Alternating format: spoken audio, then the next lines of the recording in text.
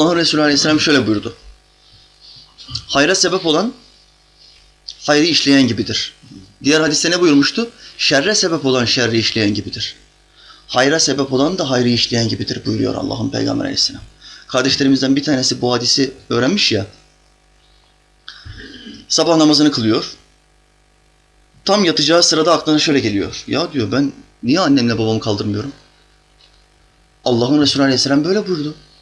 Onları da sabah namazına kaldırırsam, onlar da sabah namazını kılarlarsa, onların kıldığı namazdan bir misli sevap da bana yazılacak. Sadece onları kaldırdığım için. Niye kaldırmıyorum diyor. Hemen koştura koştura anasının babasının yatak odasına. Tak, kapıyı açıyor, içeri giriyor. Anne baba kalkın sabah namazına hadi. Babası kalkıyor patlak gözlerle. Ne oluyor kardeşim diyor ya. Ne oluyor diyor ya. Ne yapıyorsun sen diyor ya. Bu derviş hadisi anlıyor mu? Anlamış. Gerçekten hadis böyledir. Her hayırlı işimizi insanlara bu hayrı öğretmemiz gerekiyor. Her hayırlı işimizde. Ve insanları hayra teşvik etmemiz gerekiyor. Ama bu kardeşin yaptığı yanlış. Neden? Çünkü bir anneyle babanın yatak odasına girmeden önce kapıyı tıklayacaksın. İçeridekiler, namaz uykudan hayırlıdır. Size Allah'ın davetiyle davet ediyorum. Kalkın ve namaz kılın. Baban Arnavut değilse dayak yemezsin, korkma. Ama Arnavutsa bu daveti yapma. Sen sadece şunu yap. Namaz. Başka bir şey deme. Allah'ın daveti falan deme. Sen buraya girme. Arnavutsa tehlikeli tepkilerle karşılaşabilirsin. Çünkü Arnavutların özelliğidir, beyzbol sopasıyla yatarlar. Herhangi bir hırsız gelebilir, şu olabilir falan filan diye kapıları açık bırakırlar. Gün içinde yaşadıkları stresi, Allah vere de bir hırsız gele bacaklarını kırayım diye beyzbol sopasıyla yatarlar. Daveti yaparken yumuşakça davet yapmak lazım. Babamızın kim olduğuna dikkat etmemiz lazım. Arnavutlardan girdim mi ben duramıyorum, kusura bakmayın. Derviş kardeşlerimizden bir tanesi ehliyetini kaptırıyor. Nasıl kaptırıyor? Bu derviş kardeşimizin kardeşi biraz kopuk bir tip, free bir tip. Kafasına göre takılan, namaz niyaz yok, sohbet falan yok. Abisi koyu derviş, kardeşi alemci. Abisine şöyle diyor, abi benim ehliyetim yok biliyorsun. Sen bana ehliyetini ver. Nasılsa kardeşiz, kemik hatlarımız falan birbirine uyuyor. Polisler bizi görünce meseleyi çakamazlar. Ya olur mu böyle şey? Bunun adı sahtekarlıktır. Olmaz böyle şey, caiz değil. Şu bu. Derviş başlıyor İslam'dan konuşmaya. Ama kardeş baskın çıkıyor. Tak abisinin ehliyetini alıyor. Arabayı kullanırken tak polis çeviriyor. 3 gün görmedi, 5 gün görmedi. Bir gün bu polis denk gelecek. Polis tak bunu çeviriyor kenarıya. Şimdi polis geçiyor şoför mahfilinin sol tarafına. Ehliyet ruhsat kardeşim diyor. Bu kardeş tak çıkartıyor ehliyeti, polise veriyor ve şöyle yapıyor. Şirin gözükmeye çalışıyor polise. Ehliyeti veriyor. Şimdi polis ehliyetteki resme bakıyor. Eğer adama bakarsa olayı kesin çözecek. Bu içinden dua ediyor. Bana bakma, bana bakma, bana bakma. Polis önce resme bakıyor, sonra tak çocuğun suratına bakıyor. Sonra bir daha resme bakıyor. Ve şöyle diyor, kardeşim bu sen değilsin. Çocuğun tepkisi şu, olur mu öyle şey ya? Sen biliyorsun bu sen değilsin ama önüne bir zırh koymaya çalışıyor. Olur mu öyle şey ya diyor. Polis diyor ki kardeşim ben bu işin eğitimini gördüm yıllarca. Ben bu işi biliyorum, beni kandıramazsın diyor. Bu sen değilsin diyor, kemik yapın uymuyor diyor. Yüz hatların kemik yapın uymuyor diyor. Sen gel bakayım diyor buraya. Bir üfle bakayım diyor şu alete. Tak alete bir üflüyor bu dervişin kardeşi. İçkili. Şimdi ceza kime yazılacak? Ceza ehliyet sahibine yazılıyor. Tak adam diyor ki ehliyetine el koydum. Ne kadar? 1 sene. Dervişin ehliyeti içki içmekten 1 sene polisin elinde duruyor. Şimdi hocam ne olur? 1 sene araba kullanmaz, 1 sene sonra tak ehliyeti geri yollarlar. Öyle değil. O 1 yılın sonunda 2 ay kala 10 ay sonra bu dervişi neye çağırıyorlar? Psikolojik tedaviye. İçki bıraktırma kurslarına. Hayatında ağzına bir damla içki sürmemiş adam nereye gidiyor? İçki bırakma kursuna gidiyor. İmtihan var, imtihan var kardeşim. Allah her şeyle imtihan edip böyle bir kardeşle de imtihan olabilirsin. Dikkat et. Tak abi diyor, gittik içki bırakma kursuna diyor. Tutuştuk diyor 30 kişiyle de. Aynı o Amerikan filmlerindeki gibi. Sandalyelerin içinde 30 tane adam el ele tutuşuyor.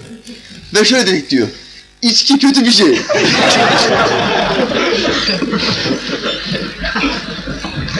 İçki kötü bir şey. Bu kelimeyi diyor 30 defa kullandık diyor. Bak bir şey değil. Bir şey. Aşağılamaya çalışıyorlar. İçki içen adamları aşağılamaya çalışıyorlar. Bitti mi abi diyorum işkence? Bitmedi diyor. Benden o abi diyor kompozisyon istediler diyor. Konu nedir?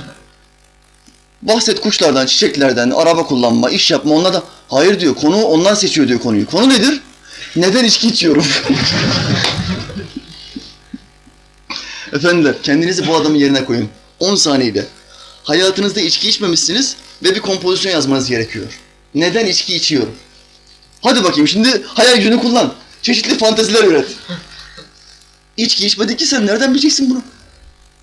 Ama ben bunu şuna bağlıyorum. Bu kardeş, bu derviş kardeş Dexter'ı çok seven bir adam olduğu için olmadığı bir adam rolüne soktu Allah Teala bunu.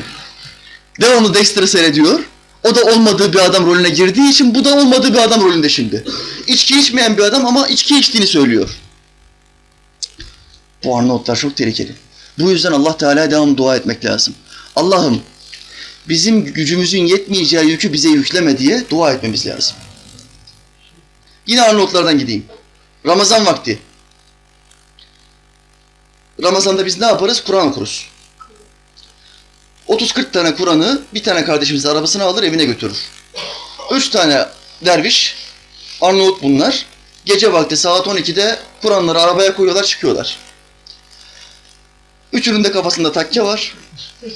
Zikirli ilahileri açmışlar. Kafalar böyle gidiyor. Bir bakıyorlar ileride çevirme var, polis.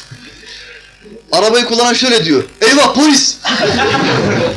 Sanki kaçakçılık yapıyor. Eyvah polis diyor adam. Sağdaki şöyle diyor. Takkeleri çıkartın.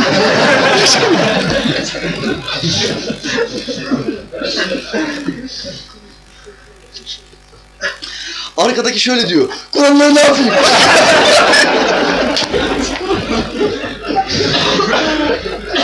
Ya Allah'ın Kur'anı bu ya. Sana bir şey yapmazlar be kardeşim ya. Korkma ya. Ama bunu biraz şuna bağlıyor. O zamanlar başta işte İslam'a karşı olan hükümetler vardı. Belki ondan korkmuşlardı. Kur'anları ne yapayım diyor. Şoför de şöyle diyor. Koltuğun altına korkacak. Ya bunlar nasıl insanlar kardeşim ya? Siz neyden korkuyorsunuz kardeşim ya? Polis bir açıyor camı diyor. Nereden gençler diyor. Abi gezmekten geliyorsun. Ne gezmesi kardeşim? Sen sohbetten geliyorsun. Polis diyor ki niye gözleriniz parlıyor? Sizin gözleriniz parlıyor diyor. Niye parlıyor? Yemiş burada nuru, yemiş burada nuru. Gözler parlıyor. Polisin aklına direkt olarak bir şey mi işte acaba geliyor? Yeni gelen kardeşler bunlar. 4 tane Arnavut yine sabah namazına gidiyorlar.